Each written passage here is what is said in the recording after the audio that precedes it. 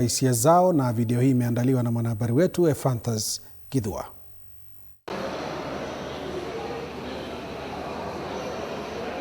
Naitwa Pastor Steven kutoka Limuru.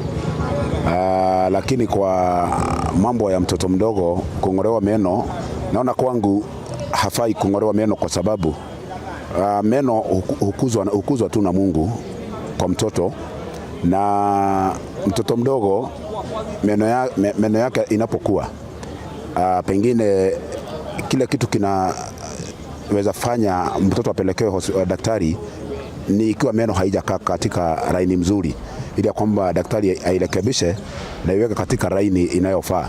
Sana kile ambacho kinaweza aleta sana magonjwa ya meno kwa watoto sana ni vitu ambazo ziko na sukari mingi, na wazazi sana wamejifunza hali ya kufurahisha watoto wao na vitu tamu zile ambazo zimeletwa na kampuni tofauti, zingine ambazo hata hawajui zimetengenezwa na nini, zingine zinakuja zikiwa zimekaa kama switi, lakini unapomalizia kuitafuna ile switi unakuta inabaki ikiwa kama bigiji ama gum kwa mdomo, na hiyo gum ndio inashika meno sana na inaleta mambo ambayo sio mazuri kwa meno ya watoto. Tumekuwa na changamoto sana kwa sababu hata kuna siku ambayo nilisikia kwamba kuna mtu ambaye aling'olewa jino, akang'olewa na daktari ambaye si wa meno, na results za hilo jambo lilileta kifo.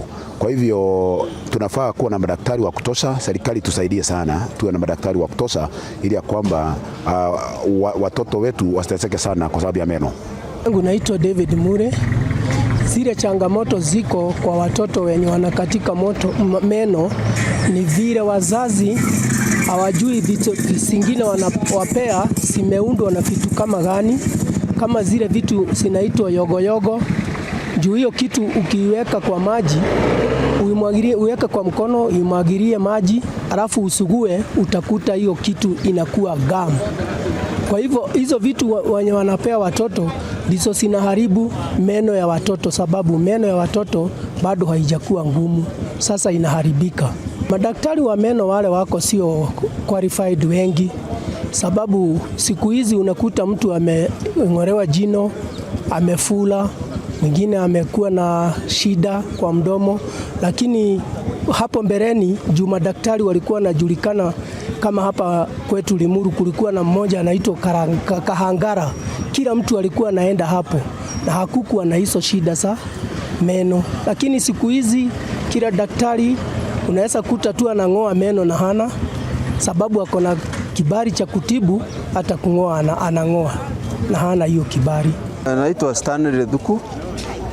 Watoto wanakatika meno juu wanakula peremende. Siku hizi watoto wamezoea kuitisha wazazi peremende kila wakati. Mtoto akilia anaitisha peremende. Hiyo ndio sababu, na hawatumii dawa ya kusugua meno. Watoto wamelelewa na njia isiyofaa. Kama sisi zamani hatukuwa tunakula hizo peremende. Kama mimi hiyo miaka niko na zaidi ya miaka 40 na niko na meno yote.